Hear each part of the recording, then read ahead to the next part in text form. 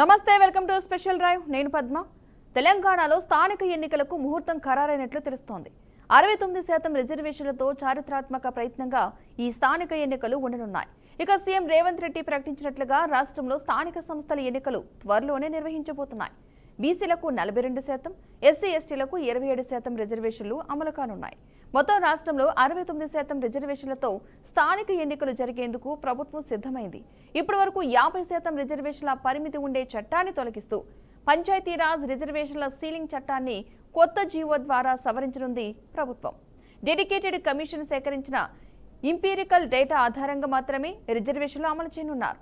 GO విడుదలైన వెంటనే రాష్ట్రంలోని అన్ని జిల్లా అధికారులు నివేదికలు సమీక్షించి స్థానిక ఎన్నికల ప్రాసెస్లో రిజర్వేషన్లు తక్షణమే అమల్లోకి రాకుండా ఏం చెల్లించాలో, ఎలాంటి మార్గదర్శకాలు తీసుకోవాలో ఖచ్చితమైన కార్యాచరణకు ప్రభుత్వాన్ని సిద్ధం చేస్తున్నారు. ఇక ఇదే దిశలో దసరాలోపు ఎన్నికల నోటిఫికేషన్ కూడా విడుదల చేయాలని ప్రభుత్వం భావిస్తోంది. రాష్ట్రంలో స్థానిక ఎన్నికల్లో రిజర్వేషన్లతో కొత్త చారిత్రక దశ ప్రారంభం కావడంతో ప్రతి వర్గానికి గౌరవం కల్పిస్తూ సమగ్ర ప్రజాస్వామిక వ్యవస్థ కొనసాగుతుందని అధికారులు భావిస్తున్నారు. ఇక దసరాలోపే ఎన్నికల నోటిఫికేషన్ విడుదలకు సన్నాహాలు చేస్తున్నారు. ఈ ప్రాసెస్ అంతా పూర్తి చేసి దసరాలోపే ఎన్నికల నోటిఫికేషన్ విడుదల చేయాలని ప్రభుత్వం భావిస్తోంది. పంచాయతీరాజ్ శాఖతో పాటు పలు శాఖల అధికారులతో సచివాలయంలో సీఎస్ రామకృష్ణారావు సమావేశం నిర్వహించినట్లు సమాచారం. రిజర్వేషన్లపై ఇచ్చే జీవో విడుదల తర్వాత పంచాయతీరాజ్ చేయబోయే అంశాలు, ఎన్నికల కమిషన్కు ఎలాంటి అంశాలు అందజేయాలనే దానిపై చర్చించినట్లుగా తెలుస్తోంది. కాలయాపన చేయకుండా ప్రభుత్వం ఇచ్చిన మార్గదర్శకాల మేరకు ముందుకు సాగాలని నిర్ణయించినట్లు అధికార వర్గాల సమాచారం. జీవోపై ఎవరైనా కోర్టును ఆశ్రయించకముందే శాఖల తరపున కార్యాచరణ పూర్తి చేయాలని, స్థానిక సంస్థల్లో రిజర్వేషన్లు అమలయ్యేలా చూడాలని సీఎం సూచించినట్లుగా తెలుస్తోంది. Tamil Nadu and Telangana have similar policies on social justice. We have inspired by Mr. Karunanidhi. Now our local body elections is going to come. We wanted to implement 42% for OBC, 27% for SC and ST, put together 69% reservations for SC, ST and OBCs. We have inspired by Tamil Nadu, Mr. Karunanidhi. Tamil Nadu and Telangana have similar policies on social justice. We have inspired by Mr. Karunanidhi. Now our local body elections is going to come. We wanted to implement 42% for OBC, 27% for SC and ST, put together 69% reservations for SC, ST and OBCs. We have inspired by Tamil Nadu, Mr. Karunanidhi. Tamil Nadu. Right, ఇక ఇదే అంశానికి సంబంధించి మనతో మాట్లాడడానికి senior analyst Shankar గారు Zoom live లో సిద్ధంగా ఉన్నారు. శంకర్ గారు నమస్తే అండి. నమస్తే అండి. ఈ తెలంగాణలో 69% రిజర్వేషన్లతో స్థానిక ఎన్నికలు నిర్వహించడానికి ప్రభుత్వం ముందుకు రావడాన్ని ఏ విధంగా చూడాలంటారు? అంటే దీన్ని ఏ విధంగా ఎలాంటి ప్రభావం పడే అవకాశం ఉందనుకోవచ్చు అంటారు? అయితే ఏ ప్రభుత్వమైనా ఎన్నికలను నిర్వహించే ముందు తన బలం ఏంటి, బలహీనత ఏంటి చూసుకుంటుంది. అంటే ఇప్పుడు ఉదాహరణ తెలంగాణలో కాంగ్రెస్ పార్టీకి సంబంధించి పార్టీ అధికారంలో ఉంది. అధికారంలో ఉన్నప్పుడు ఇప్పుడు ఎన్నికలకు పోతే కాంగ్రెస్ పార్టీకి లాభమా నష్టమా అనే కోణంలో వాళ్ళు బేరీజ్ వేసుకున్న తర్వాత ఎన్నికలకు పోతారు ఎవరైనా, ఏ పార్టీ అధికారంలో ఉన్నా కూడా. అయితే ఒక్కసారి కాంగ్రెస్ పార్టీకి సంబంధించి మనకు ఇప్పుడు బలంగా ఉందా బలహీనంగా ఉందా అనేటువంటి విషయాన్ని మాట్లాడుకున్న తర్వాత ఆ ఎన్నికల అంశాన్ని మేము ముందుకు తీసుకొద్దాం. అయితే 2023 నవంబర్లో ఎన్నికలు జరిగినాయి. అసెంబ్లీకి సంబంధించినటువంటి ఎన్నికల్లో కాంగ్రెస్ పార్టీ అధికారంలోకి వచ్చింది, బీఆర్ఎస్ పార్టీ అధికారం కోల్పోయింది. అయితే అక్కడ 46% మంది ప్రజలు కాంగ్రెస్ పార్టీ వైపు, కాంగ్రెస్ పార్టీకి ఓట్లు వేసారు. అయితే బీఆర్ఎస్ పార్టీ కొంత తేడాతోటి అధికారం కోల్పోయింది, అంతా మనకు తెలిసిందే. తర్వాత ఎగ్జాక్ట్లీ 8 months తర్వాత, 8 నెలల తర్వాత పార్లమెంటు ఎన్నికలు వచ్చినాయి. పార్లమెంట్ ఎన్నికల్లో కూడా తన ఉనికిని కాపాడుకొని 46% ఓట్లకు తగ్గకుండా కాంగ్రెస్ పార్టీ ఎంపీ ఎన్నికల్లో కూడా ఆ ఓట్లను పోలరైజ్ చేసుకుంది కాంగ్రెస్ పార్టీ ఖాతాలోకి. అయితే ఇక్కడ అంటే ప్రతి పార్లమెంట్లో 7-8 అసెంబ్లీలు ఉంటే, దాదాపు 7 అసెంబ్లీలు ఉన్నాయనుకుంటే 8 పార్లమెంట్ స్థానాలు గెలిచిరు కాబట్టి ఒక 7 × 8 756 ఎమ్మెల్యేలు, తర్వాత మహబూబ్ నగర్ సంబంధించి అట్లాగే మెదక్లో తక్కువ స్వల్ప ఓట్లతోటి ఓడిపోయారు కాబట్టి అంటే మొత్తంగా తన ఓటు బ్యాంకును తన ఉనికిని కాపాడుకుంది కాంగ్రెస్ పార్టీ. అయితే ఇప్పటికీ కాంగ్రెస్ పార్టీ అధికారంలోకి వచ్చిన తర్వాత 22 నెలలు గడుస్తుంది. అయితే ఎంపీ ఎన్నికలు దాటి దాదాపు 14 నెలలు అవుతుంది. మరి ఈ 14 నెలల కాలంలో కాంగ్రెస్ పార్టీ పెరిగిందా తగ్గిందా, ఓటర్లు కాంగ్రెస్ పార్టీ వైపే ఉన్నారా అనేటువంటి కోణంలో మనం చూసినప్పుడు ఏ ప్రభుత్వం వచ్చినా తొలినాలలో ప్రభుత్వాన్ని ఆశీర్వదిస్తారు. తర్వాత ఆ ప్రభుత్వం మీద ప్రజలకు కొంత అసంతృప్తి అనేటువంటిది వస్తుంటది. అంటే అనుకున్నట్టు పాలించకపోవడం, అనుకున్నట్టు సంక్షేమ పథకాలు ఇవ్వకపోవడం, ప్రజలకు అందుబాటులో లేకపోవడం వల్ల కొంత అసంతృప్తికి లోనవుతారు. మరి ఈ అసంతృప్తి పెరుగుతుంటే ఇబ్బందుల పాలవుతారు. కాబట్టి ప్రభుత్వానికి అనుకూలంగా ఎప్పుడు బాగుంటుందో, ప్రజలు ఎప్పుడైతే ప్రజల ప్రభుత్వం వైపు ఉంటారో వాళ్ళు అప్పుడు ఎన్నికలకు పోవాలనే ఆలోచనలో ఉంటారు. అయితే గతంలో ఎన్నికలకు మొన్న పోవాలనుకున్నప్పుడు కొంత రైతులకు సంబంధించి ఈ యూరియాకు సంబంధించి కొంత డిస్టర్బెన్స్, గ్రామీణ ప్రాంత ఓటర్లంతా కూడా ఈ రైతులే ఎక్కువగా ఉంటారు. సర్పంచ్ ఎన్నికల్లో, ఎంపీటీసీ జడ్పీటీసీ ఎన్నికల్లో ప్రభావితం చూపిస్తారు. కాబట్టి ఈ రైతులంతా కూడా కొంత డిస్టర్బ్ చేస్తారు, కాంగ్రెస్ పార్టీకి ఇబ్బంది అవుతుంది అనేటువంటిది రేవంత్ రెడ్డికి ఇంటెలిజెన్స్ అంతా కూడా ఇచ్చినటువంటి పరిస్థితి. దాంతో కొంత ఎన్నికలకు పోవాలా వద్దా అని చెప్పేసి అనుకున్నాడు. తర్వాత యూరియా కేంద్ర ప్రభుత్వం నుంచి వచ్చింది, సరిపోను ఇంకా వస్తుంది, అంతా కూడా కొంత రైతులలో కొంత యూరియా పట్ల వ్యతిరేకత తగ్గింది. ఈ సమయంలో ఎన్నికలకు పోవాలి, ఈ మళ్ళీ ఇంకా కొంతకాలం దాటివేస్తూ పోతే కాంగ్రెస్ పార్టీ పట్ల ప్రజలకు ఇంకా కొంత వ్యతిరేకత, అసంతృప్తి పెరిగే అవకాశం ఉంటుంది. కాబట్టి ఎన్నికలకు పోవడానికి సరైన సమయం ఇదే. ఇంకొకటి, మనకు కోర్టు ఒకటి డెడ్ లైన్ పెట్టింది, ఈ నెల 30 తారీఖు లోపు స్థానిక సంస్థల ఎన్నికలు జరపాలనేటువంటిది.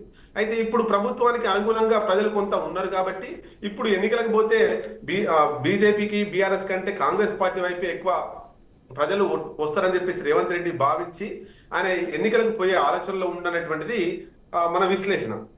అయితే ఇక్కడ మరి దీన్ని అంటే సుప్రీంకోర్టు గైడ్ లైన్స్ తర్వాత వీళ్ళు ఇచ్చినటువంటి ఇప్పుడు రేవంత్ రెడ్డి గారు మాట్లాడినటువంటి మనం మాటలు చూసినాం. అంటే 27% ఎస్సీ ఎస్టీలకు, 17% ఎస్సీ ఎస్టీలకు, తర్వాత 27%, తర్వాత ఈ బీసీలకు 42%, మొత్తం అంతా కూడా 50% దాటిపోతుంది. సుప్రీం కోర్టు గైడ్ లైన్స్ దాటిపోతున్నటువంటి పరిస్థితి మనం చూసినాం.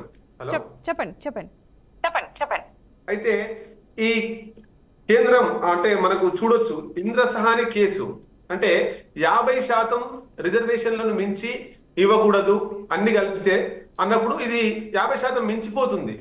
50% అంటే 69% అవుతుంది. కాబట్టి మరి దీంట్లో సంబంధించి ఎవరైనా మళ్ళా పోయి కోర్టును ఆశ్రయిస్తే సుప్రీంకోర్టు మళ్ళా దీన్ని ఆపే ప్రయత్నం ఉందా అనేటువంటి కోణంలో కూడా ఆలోచించవచ్చు. ఆల్రెడీ మొన్న చూసినాం మనం, ఒక వ్యక్తి పోయి హైకోర్టులో పిటిషన్ వేస్తే ఆ హైకోర్టు చీఫ్ జస్టిస్ లక్ష్మణ్ గారు కూడా చెప్పారు, అసలు ఎన్నికలే రాలేదు, ఎన్నికల్లో రిజర్వేషన్లే ప్రకటించలేదు, మీరు ఎట్లా 40% రిజర్వేషన్ ఛాలెంజ్ చేస్తూ ఎట్లా చేసిర్రు అంటే చెప్పారు, డైరెక్ట్ గా చెప్పారు, దీన్ని మీడియా కథనాల ఆధారంగా మేము తీర్పు ఇవ్వలేము అని చెప్పేసి సీరియస్ గా చెప్పారు. అంటే ఇది కాంగ్రెస్ పార్టీ ఆడిన నాటకమా, బీజేపీ ఆడిన నాటకమా, బీఆర్ఎస్ పార్టీ ఆడిన నాటకమా మనకు త్వరలో తేలబోతుంది. అంటే కాంగ్రెస్ పార్టీకి చిత్తశుద్ధి ఉందా 40% రిజర్వేషన్లను అమలు చేయాలని, లేదా నాటకాలు ఆడే ప్రయత్నంలో ఉందా అనేటువంటిది త్వరలో తేలిపోతుంది. 100% కాంగ్రెస్ పార్టీ చిత్తశుద్ధి ఉన్నప్పటికీ మరి బీజేపీ బీఆర్ఎస్ పార్టీల చిత్తశుద్ధి ఎంతవరకు ఉందనేటువంటిగా మన ప్రశ్న వేయాల్సిన అవసరం ఉంది. అసెంబ్లీలోనేమో బీజేపీ ఎమ్మెల్యేలు, బీఆర్ఎస్ పార్టీకి సంబంధించినటువంటి ఎమ్మెల్యేలు ఇక్కడ తీర్మానం పెడితే దాన్ని ఏకగ్రీవంగా ఆమోదించారు. 119 మంది ఎమ్మెల్యేలు తెలంగాణ అసెంబ్లీలో 42% రిజర్వేషన్ ను అమలు చేయాలని చెప్పేసి వాళ్ళు ఏకగ్రీవంగా ఆమోదం చేసిర్రు. కానీ నరేంద్ర మోడీ గారికి కావచ్చు, కేంద్ర ప్రభుత్వ దృష్టికి ఈ బీఆర్ఎస్ పార్టీ ఎమ్మెల్యేలు కానీ బీజేపీ పార్టీ ఎమ్మెల్యేలు, 2 ఎమ్మెల్సీలు ఉన్నారు, 2 కేంద్ర మంత్రులు బీజేపీలు ఉన్నారు, ఒక్క వినతి పత్రం ఇప్పటి వరకు నరేంద్ర మోడీ గారికి ఇవ్వలేనటువంటి పరిస్థితి. అంటే తెలంగాణ రాష్ట్రంలో ఏమో అసెంబ్లీలో బీసీ రిజర్వేషన్ కావాలని అడుగుతున్నారు, కానీ కేంద్ర ప్రభుత్వం మీద ఒత్తిడి తెచ్చే ప్రయత్నంలో చేయడం లేదు. మరి ఇది బీజేపీ బీఆర్ఎస్ వైఖరి ఏంటో దీని మీద కూడా క్లారిటీ ఇవ్వాల్సిన అవసరం ఉన్నది. ఓకే, ఇలా కొత్త జీవో ద్వారా పంచాయతీరాజ్ రిజర్వేషన్లు 50% నుండి 69% పెంచడం వల్ల సామాజిక సమగ్రతపై ఎలాంటి ప్రభావం పడే అవకాశం ఉందనుకోవచ్చు అంటారు? వాస్తవంగా మేమెంతో మాకంతా, అంటే జనాభాలో ఎంత శాతం ఉన్నో అంత శాతం రిజర్వేషన్ ఇవ్వాలనేటువంటిది ప్రతి వర్గం నుండి వస్తున్నటువంటి డిమాండ్. వాస్తవంగా మరి బీసీల జనాభా భారతదేశంలో 53.33 ఉన్నది. మరి తెలంగాణలో కూడా దాదాపు అంతే ఉంది. అంటే మేమెంతో మాకంతే అన్నప్పుడు 53% ఓన్లీ బీసీలకే ఇవ్వాలి, 42% కాదు, 53.33% ఇవ్వాల్సిందే. అయితే ఇది జనాభా ఎంత ఉందో అంత ఇచ్చే కంటే అసలు 42% ఇస్తే అంటే కూడా ఒక కాంగ్రెస్ పార్టీ మిగతా బీఆర్ఎస్ కు బీజేపీ తప్ప మిగతా పక్షాలన్నీ కూడా సంతృప్తి వ్యక్తం చేస్తున్నాయి. కానీ బీజేపీ బీఆర్ఎస్ ఈ రెండు అసలు 42% కూడా యాక్సెప్ట్ చేయలేనటువంటి పరిస్థితి. రైట్, తెలంగాణ రాష్ట్రంలో బీసీలకు సంబంధించి 42% రిజర్వేషన్లు ఇస్తేనే కొంత సామాజికంగా సమన్యాయం చేసినట్టు ఉంటది. ఆ 42% రిజర్వేషన్లు రానప్పుడు చెప్పుకోవడం తప్ప ఉద్యమాలు చేయడం, చెప్పుకోవడం, రాజకీయంగా ప్రసంగాలు ఇవ్వడం, డిక్లరేషన్లు ఇవ్వడం, తర్వాత బీసీల పట్ల మేము ప్రేమ ఉందని చెప్పడం తప్ప రిజర్వేషన్లు ఇస్తేనే సంపూర్ణంగా బీసీలలో చైతన్యం వస్తుంది, బీసీలు కొంత ముందుకు పోతారు, ఉద్యోగాలు కావచ్చు, రకరకాల దాంట్లో రిజర్వేషన్ల ప్రకారం కొంత బీసీ సమాజం ముందుకు వచ్చే అవకాశం ఉంది తప్ప ఈ రిజర్వేషన్లు ఇవ్వకుండా సామాజిక సమీకరణలు, సామాజికంగా అందరికి న్యాయం జరగాలంటే జరిగే పరిస్థితి ఉండదు. అంటే ఇలాగా బీసీలకు 42%, ఎస్సీ ఎస్టీలకు 27% రిజర్వేషన్ పెట్టడం వల్ల ప్రభుత్వంపై పాజిటివ్ గా వెళ్లే అవకాశం అనుకోవచ్చు అంటారా ప్రజల్లోని? 100%. ఇప్పుడు మీకు ఇంతకుముందు చెప్పిన బీజేపీ బీఆర్ఎస్ కి సంబంధించి రేవంత్ రెడ్డికి ఈ క్రెడిట్ ఎక్కడ దక్కుతుందో, బీసీలకు సంబంధించి 42% రిజర్వేషన్ చేసిండు, దానికి సపోర్ట్ చేసిర్రు, అసెంబ్లీలో తీర్మానం చేసిర్రు, గవర్నర్ పంపిర్రు, తర్వాత గవర్నర్ రాష్ట్రపతి సలహా కోసం రాష్ట్రపతి గారికి పంపిర్రు, అక్కడే ఆపేసిరు. అది మరి ఇది ఆపకుండా కేంద్ర ప్రభుత్వం బీజేపీ కావచ్చు, బీఆర్ఎస్ పార్టీ కావచ్చు చిత్తశుద్ధితో పనిచేస్తే ఖచ్చితంగా ఇప్పటికిప్పుడు కేంద్ర ప్రభుత్వం నుండి కావచ్చు, మనకు రాష్ట్రపతి గవర్నర్ నుంచి కూడా మనకు వచ్చే అవకాశం ఉంది. ఈ రెండు పార్టీలు ఎందుకు పనిచేస్తలేరు? మరి credit goes to Revanth Reddy. ఇక్కడ ఏమవుతుందంటే మనకు భారతదేశ వ్యాప్తంగా మనం చూసుకున్నప్పుడు భారతదేశంలో బీజేపీ ఈ మతం ఎజెండాగా బీజేపీ దూసుకుపోతుంది. దానికి అడ్డుకట్ట వేయాలంటే రాహుల్ గాంధీ పెద్దగా ఆలోచించి మనం బీసీల ఆధారంగా పోవాలని నిర్ణయం చేసుకున్నాడు. కేంద్ర ప్రభుత్వంలో బీజేపీ ఉంది కాబట్టి రాహుల్ గాంధీ ఏం చేయాలని ఆలోచన చేసినప్పుడు కాంగ్రెస్ పార్టీ అధికారం ఎక్కడైతే ఉందో ఆ పార్టీలో అధికారం ఉన్న చోట ఈ బీసీల రిజర్వేషన్ తీసుకురావాలని ప్రయత్నం చేసి తెలంగాణను మొదటగా ఎంచుకొని తెలంగాణ రాష్ట్రంలో కాంగ్రెస్ పార్టీ అధికారంలో ఉంది కాబట్టి ఇక్కడ బీసీ రిజర్వేషన్ల కోసం అనే ప్రయత్నం చేసిండు. ఇక్కడ తెలంగాణలో బీసీ రిజర్వేషన్ల పూర్తిగా బీజేపీ సపోర్ట్ చేస్తే మిగతా రాష్ట్రాల్లో కూడా ఆ డిమాండ్ వస్తుంది. మిగతా బీజేపీ పాలిత రాష్ట్రాలలో ఖచ్చితంగా డిమాండ్ వచ్చే అవకాశం ఉంటుంది. అప్పుడు కాంగ్రెస్ వైపే, అంటే కాంగ్రెస్ కొట్లాడి తెచ్చింది తెలంగాణలో, మిగతా రాష్ట్రాలలో కూడా తేవడానికి కాంగ్రెసే కారణం. కాబట్టి బీజేపీ వైపు ప్రజలు పోకుండా కాంగ్రెస్ వైపే వచ్చే అవకాశం ఉంటుంది. కాబట్టి ఈ బీసీ రిజర్వేషన్లను అడ్డుకోవడానికి బీఆర్ఎస్, బీజేపీ చాలా ప్రయత్నాలు చేస్తున్నాయి, డైరెక్ట్ గా, ఇండైరెక్ట్ గా.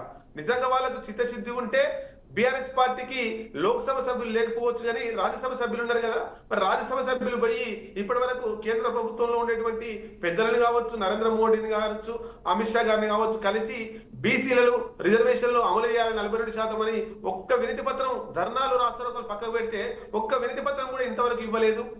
బీసీల కోసం అన్ని పార్టీలు పెద్ద ఎత్తున ఆందోళనలు చేస్తుంటే బీఆర్ఎస్ పార్టీ ఇప్పటి వరకు కూడా ఒక్క స్టెప్ కూడా తీసుకోలేదు. కరీంనగర్ లో 2 సార్లు మీటింగ్ పెడతామని చెప్పేసి వర్షాల ప్రభావంగా వాయిదేస్తున్నాం అని చెప్పారు. మన తర్వాత వాళ్ళకు సమయం దొరకలేదా? వాళ్ళకు ఉద్యమం చేయడానికి లేదా? అయినా తెలంగాణ రాష్ట్రంలో 42% రిజర్వేషన్ల కోసం ఉద్యమాలు చేస్తే ఇక్కడ కాదు, చేస్తే హైదరాబాద్ వదిలిపెట్టి ఢిల్లీలో నరేంద్ర మోడీ గారి ఆఫీస్ ముందో, పార్లమెంట్ ముందో, జంతర్ మంతర్ వద్దనో అన్ని పార్టీలు ఐక్యంగా కొట్లాడితే వస్తే ఒక కాంగ్రెస్ పార్టీ పోయింది, కొన్ని బీసీ సంఘాలు పోయి అక్కడ ధర్నా చేసినాయి. ఇక్కడ తెలంగాణ ప్రజల బీసీల ఆకాంక్షను ఢిల్లీకి చూపెట్టినాయి. కానీ బీఆర్ఎస్ ఆ రకమైన ప్రయత్నం చేయలేదు, బీజేపీ ఆ రకమైన ప్రయత్నం చేయకపోగా కేంద్ర మంత్రి బండి సంజయ్ గారు మాట్లాడితే ఏమన్నాడు, దాంట్లో ముస్లిం సంబంధించినటువంటి రిజర్వేషన్లు కూడా అందులో ఉన్నాయి. ఆ రిజర్వేషన్లు తీసేస్తే ఇప్పటికిప్పుడు నేను నరేంద్ర మోడీ గారితో మాట్లాడి 42% రిజర్వేషన్లు బీసీలకు ఇస్తా అని చెప్పేసి ఆయన వక్ర మార్గాన్ని, దీనికి కూడా మతోన్మాదాన్ని అంటగట్టే ప్రయత్నం చేసిండు. మరి నేను అడుగుతున్నా, కేంద్రంలో బీజేపీ ప్రభుత్వం ఉంది, ఎక్కువ రాష్ట్రాలలో బీజేపీ ప్రభుత్వం ఉంది, మరి అక్కడ కూడా ముస్లిం రిజర్వేషన్లు దానిలో కలిసి లేవా? దాని మీద ఎందుకు మాట్లాడలేం లేదు? తెలంగాణలోనే ఎందుకు ప్రతిదాన్ని రాజకీయ కోణంలో ఇస్తున్నారు?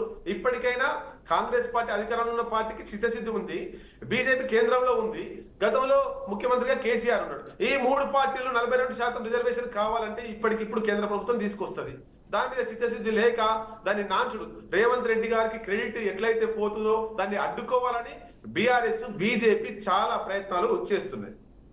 ఓకే, ఈ బీసీలకు 42% రిజర్వేషన్కి సంబంధించి ఇప్పుడు ఈ నోటిఫికేషన్ రావడం అమలు చేయడానికి స్థానిక ఎన్నికలకు సంబంధించి ఎవరి అకౌంట్లకు వెళ్ళే అవకాశం ఉంది? అంటే ఇప్పటి వరకు నాంచుడు మీరు అన్నట్టు ఇప్పటి వరకు ఒకవేళ చెయ్యాలి అనుకుంటే కనుక ఎప్పుడో చేసేవారు, దీన్ని ఎలాగా ఆలస్యం చేస్తూ ఇప్పుడు చేస్తారని చెప్తున్నారు కదా.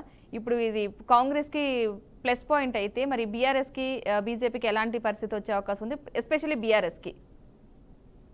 ఎస్పెషల్లీ బీఆర్ఎస్ పార్టీ అటు బీజేపీతో పోకుండా ఇటు కాంగ్రెస్ తో పోకుండా మధ్యలో రకంగా ఉంటుంది. మనం చూసినాం మొన్న రాష్ట్రపతి ఎన్నికలు జరిగితే అటు బీజేపీ కూటమిలో ఉన్నటువంటి రాధాకృష్ణన్ గారికి ఓటు వేయకుండా, అట్లాగే జస్టిస్ సుదర్శన్ రెడ్డి కాంగ్రెస్ సంబంధించి ఇండియా కూటమి పక్షాల అభ్యర్థికి ఓటు వేయకుండా, ఎటు ఓటు వేయకుండా ఒక రాజకీయ పార్టీని ఆత్మహత్య చేసుకున్నారు. ఆ రాజకీయ పార్టీని వాళ్ళే బొందబెట్టుకున్నారు. ఒక రాజకీయ పార్టీ అన్నప్పుడు ఖచ్చితంగా ఒక విషయం మీద ఒక స్పష్టమైన అవగాహన, ఒక నిర్ణయం ఖచ్చితంగా ఉండాలి. అంటే ఎవరికి ఓటు వేయకుండా రాజకీయ పార్టీ ఉంటేందుకు లేకుంటేందుకు అనేటువంటిది మనం జనాల్లో చర్చ చూసినాం. అయితే ఇప్పుడు బీజేపీతో సఖ్యతగా ఉంటుంది బీఆర్ఎస్ పార్టీ, ఇటు కాంగ్రెస్ మీద ఫైట్ చేసే అవకాశాలు చూస్తుంది. ఎందుకంటే ఇక్కడ రేవంత్ రెడ్డిని డామినేట్ చేయడానికి బీజేపీ పార్టీ కేటీఆర్ ని ఉపయోగించుకుంటుంది. కాబట్టి ఇది ఎట్లయినా క్రెడిట్ రేవంత్ రెడ్డి ఖాతాలకి, కాంగ్రెస్ ఖాతాలకు పోతుంది. కాబట్టి ఎట్లయినా దీన్ని అడ్డుకోవాలని చెప్పేసి కేటీఆర్ చూడండి, యూరియా విషయంలో ఎవరి మీద కొట్లాడాలి? బీజేపీ ప్రభుత్వం మీద కొట్లాడాలి. కానీ ఎవరి మీద కొట్లాడిండు? రాష్ట్ర ప్రభుత్వం ఇస్తలేదని ఆయన ఎమ్మెల్యేలు అసెంబ్లీ నుంచి వాకౌట్ చేసి హైదరాబాద్ లో ధర్నా చేశారు. అంటే ఇది కేంద్ర ప్రభుత్వం తప్పిదం అయినప్పటికీ రాష్ట్ర ప్రభుత్వం మీద నెట్టేసే ప్రయత్నం ఆ కేటీఆర్ తీసుకున్నాడు. ఆ బాధ్యత కమిట్మెంట్ అయ్యి, బీజేపీ వాళ్ళతో కమిట్మెంట్ అయ్యి ఆ బాధ్యత రేవంత్ రెడ్డి మీద అభియోగాలు మోపాలి, ఆయన వైఫల్యాన్ని చూపించాలని చెప్పేసి ప్రయత్నం చేస్తున్నాడు. అంటే బీఆర్ఎస్ బీజేపీ రెండు కూడా రేవంత్ రెడ్డి ఖాతాలోకి బీసీ రిజర్వేషన్ల అంశం పోకుండా చాలా పకడ్బందీగా అడ్డుకుంటున్నారు. అడ్డుకున్నా కూడా ఎన్ని రోజులు అడ్డుకుంటారండి? తెలంగాణ రాష్ట్రం రాకుండా చాలా మంది ఎమ్మెల్యేలు, ఎంపీలు, ప్రజాప్రతినిధులు అక్కడ సైడ్ రాజీనామా చేసిరు. దానికి పోటీగా మనకి ఇక్కడ సైడ్ పోటీగా రాజీనామా చేసిరు. కొన్ని రోజుల పాటు ఉద్రిక్తత వాతావరణం కొనసాగింది. అయినా ఇక్కడ ఉద్యమ ఆకాంక్షను చూసి ఆ ఉద్యమాన్ని గౌరవించి తెలంగాణ రాష్ట్రం ఇచ్చారు. ఇది కూడా బీసీలకు సంబంధించి ఇప్పుడు రేవంత్ రెడ్డి చిత్తశుద్ధితో ఇవ్వాలని రేపు కోర్టు పరిధిలో ఎవరో పిటిషన్ బీజేపీలో బీఆర్ఎస్ లో పోయి పిటిషన్ వేయించే అవకాశం ఉంటుంది. వేయించినప్పుడు ఆగితే కాంగ్రెస్ పార్టీ తరఫున 42% రిజర్వేషన్లు ఇస్తా అని రేవంత్ రెడ్డి అంటున్నాడు. మరి బీసీలు సంబంధించి 42% రిజర్వేషన్లు బీఆర్ఎస్ పార్టీ ఇస్తా అని చెప్తలేదు, బీజేపీ పార్టీ ఇస్తా అని చెప్తలేదు. అంటే ఏదైనా ఇప్పుడైనా ఇంకా నెలైనా, 2 నెలలైనా, 3 నెలలైనా ఖచ్చితంగా 42% రిజర్వేషన్లు అమలు చేస్తే ఆ క్రెడిట్ ఇంకా సంవత్సరమైనా రేవంత్ రెడ్డికే పోతే తప్ప బీఆర్ఎస్ పార్టీకి, బీజేపీకి పోయే అవకాశాలు తక్కువ శాతం ఉంటాయి. అంటే ఇటు దసరాలోపే నోటిఫికేషన్ రావడం, త్వరగా ప్రాసెస్ కూడా అవ్వాలి అని అంటాం. అంటే ఎవరైనా సరే అభ్యంతరం వ్యక్తం చేసే అవకాశాలు ఉన్నాయి కాబట్టి ఆ ఛాన్స్ ఇవ్వకుండానే ఇలా ప్రాసెస్ విషయంలో చాలా ఫాస్ట్ గా చేయమంటున్నారు అని అనుకోవచ్చు అంటారా ప్రస్తుత ప్రభుత్వం? 2 కోణాల్లో చూడాలి. ఫాస్ట్ గా రిజర్వేషన్లు మూవ్మెంట్ తీసుకొస్తున్నాడు, ఎన్నికలకు పోతున్నా అంటే 2 కోణాల్లో చూడొచ్చు. ఒకటి రేపు శనివారం కాబట్టి, రేపు శనివారం ఎల్లుండి ఆదివారం కాబట్టి రిజర్వేషన్ల ప్రక్రియ అంతా కూడా తొందరగా ఫాలోఅప్ చేస్తే కోర్టు హాలిడేస్ ఉంటాయి కాబట్టి దీన్ని ముందు తీసుకుపోవచ్చు అనేటువంటిది రేవంత్ రెడ్డి ప్లాన్ లో భాగంగా ఉండొచ్చు. లేదు హౌస్ మోషన్ లో పిటిషన్ వేసి కూడా దీన్ని ఆపొచ్చు. అట్లాంటి కుట్ర బీజేపీ బీఆర్ఎస్ చేసే అవకాశాలు కూడా ఉన్నాయి. రెండవది 30 తారీఖు లోపు ఎన్నికలు జరపాలి కాబట్టి, కోర్టుకు సమాధానం చెప్పాలి కాబట్టి ఈ ఎన్నికలంతా ప్రాసెస్ అంతా కొనసాగుతుంది అని చెప్పుకోవడం కోసం దీన్ని స్పీడప్ చేసి కూడా ఉండొచ్చు రేవంత్ రెడ్డి. అంటే ఎన్నికల ప్రక్రియ కలెక్టర్లతో మాట్లాడినాం, తర్వాత ఆఫీసర్లతో మాట్లాడినాం, రిజర్వేషన్లను ప్రకటించినాం కాబట్టి మేము ఎన్నికలను తీసుకుపోవడానికి సిద్ధంగా ఉన్నాం, ఆ ప్రాసెస్ స్టార్ట్ అయింది 30 లోపు అని చెప్పుకోవడానికి, కోర్టుకు నివేదించడానికి కూడా ఉండొచ్చు. లేదు కాలయాపన చేస్తే కాంగ్రెస్ పార్టీ మీద అసంతృప్తి పెరిగే అవకాశం ఉంటుంది కాబట్టి ఇప్పుడు మంచిగానే ఉంది కాబట్టి ఎన్నికలకు పోవాలనే ఆలోచన ఉండొచ్చు. ఏదేమైనా ఈ స్పీడప్ చూస్తుంటే ఎన్నికలు ఖచ్చితంగా ఈ షెడ్యూల్ ప్రకటించే అవకాశాలే తక్కువ దగ్గరలో ఉన్నట్టు మనకు కనిపిస్తుంది. ఓకే, మీరన్నట్టు ఇప్పుడు కొంత జీవో విడుదలైంది, జిల్లా అధికారులు కూడా ఒక సమస్య ఇవ్వచ్చు కదా, ఎందుకంటే తొందరగా ప్రాసెస్ పూర్తి చేయాలి కాబట్టి ఇచ్చిన టైం కూడా చాలా తక్కువ ఉన్న నేపథ్యంలో ఆల్రెడీ ఇవాళ 26th చాలా టైం తక్కువ ఉంది. 4 days అంటే కోర్టుకి సమాధానం చెప్పాల్సిన 13 ఈ లోపుగా ప్రాసెస్ అవ్వాలి కాబట్టి అటు అధికారులకు కూడా ఇబ్బంది పడే అవకాశం ఉంది కదా, ఏదైనా కొన్ని సమస్యలు కూడా ఎదురయ్యే అవకాశం లేకపోలేదంటారా? ఇప్పుడు ఎన్నికల కమిషన్ నిర్ణయం తీసుకున్నాక, రాష్ట్ర ప్రభుత్వం నిర్ణయం తీసుకున్నాక అధికారులు చాలా ఇబ్బంది పడాల్సిందే. పాపం టీచర్లు కావచ్చు, రకరకాల విభాగాలలో పనిచేసేటువంటి అధికారులందరూ కూడా ఇబ్బంది పడాల్సిందే. ఇప్పుడు చేయలేము అనలేము, చేయాల్సిందే. వాళ్ళు ఎప్పుడు అంటే హాలిడే రోజు కూడా వర్క్ చేయాలన్నప్పుడు చేయాల్సిందే. ఎన్నికలకు సంబంధించినటువంటి కమిషన్ అంటే ఎన్నికల నోటిఫికేషన్ వచ్చిందంటే ఎన్నికల కమిషన్ చేతిలోకి అధికారులందరూ వెళ్ళిపోతారు కలెక్టర్తో సహా. కాబట్టి చేయడానికే వీల్లేదని చెప్పలేము, కానీ వాళ్ళ మీద అయితే ఎంతో కొంత ఫోర్స్ ఉంటుంది. ఈ పండుగ వాతావరణంలో ఆ కుటుంబాలను వదిలిపెట్టి వాళ్ళు పనిచేయాల్సిన అవసరం ఉంటుంది. రకరకాల ఇబ్బందులు వాళ్ళ మీద ఫోర్స్ కూడా ఉంటది. ఏదేమైనా ఒక నిర్ణయం తీసుకున్నప్పుడు ఎలక్షన్ కమిషన్ హ్యాండ్ ఓవర్లోకి వచ్చినప్పుడు రాష్ట్ర ప్రభుత్వం నిర్ణయం తీసుకున్నప్పుడు కోర్టు పరిధిలో ఉన్న అంశం కాబట్టి ఖచ్చితంగా పని చేయాల్సినప్పుడు పని చేయాల్సిందే. అధికార పార్టీ నిర్ణయం తీసుకుంటే దానికి అనుగుణంగా పని చేయాల్సిందే కదా అధికారులు. చేయమంటే వాళ్ళకు రకరకాల ఇబ్బందులు ఉంటాయి. ఓకే, ఈ రిజర్వేషన్ అమలు స్థానిక రాజకీయాల్లో పార్టీ వ్యూహాలపై ప్రత్యేకించి ఎలాంటి ప్రభావం చూపుతాయి అనుకోవచ్చు అంటారు? పార్టీ వ్యూహాల్లో అన్నప్పుడు ఎన్నికలకు నాకు తెలిసి ఇటు బీజేపీ సిద్ధంగా లేదు, బీఆర్ఎస్ పార్టీ కూడా సిద్ధంగా లేదనిపిస్తుంది. ఎందుకోసం అన్నప్పుడు కాంగ్రెస్ పార్టీకి తెలుసు ఎట్లా పోవాలి, ఏ రోజు నోటిఫికేషన్ వేసుకోవాలి అనేటువంటి పకడ్బందీ ప్రణాళికతో కాంగ్రెస్ పార్టీ పోతుంది. అయినప్పటికీ బీజేపీకి బీఆర్ఎస్ కు ప్రణాళికబద్ధంగా పోవడం లేదు. ఎందుకంటే బీజేపీ రాష్ట్ర అధ్యక్షుడిగా రామచంద్ర వచ్చిన తర్వాత ఆయన కొన్ని కీలక నిర్ణయాలు తీసుకోవడంలో కావచ్చు, ఈ సంస్థాగత ఎన్నికలకు సంబంధించి ఇంకా జిల్లా అధ్యక్షులతో పరిచయ కార్యక్రమమే లేదు. జిల్లా అధ్యక్షులు ఆయన గుర్తుపట్టే పరిస్థితులు లేరు, కార్యకర్తలు గుర్తుపట్టే పరిస్థితులు లేరు. కాబట్టి స్థానిక సంస్థల ఎన్నికలకు బీజేపీ కొంత స్తబ్దతగా ఉంది. ఇక బీఆర్ఎస్ పార్టీకి చూస్తే బీఆర్ఎస్ పార్టీ రకరకాల స్కామ్లలో ఇరికిపోయింది. అటు కాళేశ్వరం విచారణ అని, ఈ కార్ రేస్ అని, అట్లాగే ఈ గొర్రెల స్కామ్ అని, రకరకాల ఫోన్ ట్యాపింగ్ అని, ఇవన్నీ కేసులలో ఇరగడం వల్ల ఇంకొక మాట కూడా మనం ఈ కార్ రేస్ లో ఇవాళ రేపు కేటీఆర్ అరెస్ట్ కాబోతున్నాడు అనేటువంటిది మీడియాలో క్వశ్చన్ మార్కులు పెట్టి ఆశ్చర్యాధికారులు పెట్టి మనం చూస్తున్నాం. ఒకవేళ కేటీఆర్ ను ఈ కార్ రేస్ లో అరెస్ట్ చేస్తే కేసీఆర్ కొంత ఆరోగ్య పరిస్థితులు అనుకూలించగానే ఫామ్ హౌస్ కే పరిమితమైన అనేటువంటి విషయం మనకు తెలుసు. మరి ఇప్పుడు కేటీఆర్ జైలుకు పోతే ఈ కింది స్థాయిలో నాయకులకు, మాజీ ఎమ్మెల్యేలకు భరోసా కలిగించే నాయకుడు ఎవరుంటారు? వాళ్ళకు భరోసా కలిగించి స్థానిక సంస్థల ఎన్నికలలో ముందుకు పోవాలని దిశానిర్దేశం చేసే నాయకుడు ఎవరుంటారు అనేటువంటిది ప్రశ్నార్థకం. అందుకనే బీఆర్ఎస్ బీజేపీ ఇప్పటికిప్పుడు ఎన్నికలకు పోవాలనే ఆలోచన లేరు. కాబట్టి కోర్టులో ఖచ్చితంగా వాళ్ళు పిటిషన్ వేపిస్తారు, ఈ ఎన్నికలను అడ్డుకునే ప్రయత్నం చేస్తారు. అయినా పార్టీ పరంగా ముందుకు పోయే అవకాశాలు కాంగ్రెస్ పార్టీకి ఉంది. ఇప్పటికి కొన్ని రోజులు ఇంకా నెల 2 నెలలు దాటేస్తే కాంగ్రెస్ పార్టీకి నష్టం జరిగే అవకాశం ఉంటుంది. అప్పటికి ఏదో ఒక ప్రోగ్రాం పెట్టేసి కాంగ్రెస్ పార్టీ మీద బీజేపీ బీఆర్ఎస్ కుట్రలు అవి వేసి వ్యతిరేకత తెస్తే కొంత కాంగ్రెస్ పార్టీ సీట్లు ఎంపీటీసీలు, జెడ్పీటీసీలు, సర్పంచ్ తక్కువ వచ్చే అవకాశం ఉంటుంది. కాబట్టి ఏదేమైనా ఇప్పటికీ ఎన్నికలకు పోతాడు. అది బీఆర్ఎస్ పార్టీకి అననుకూలంగా ఉంది.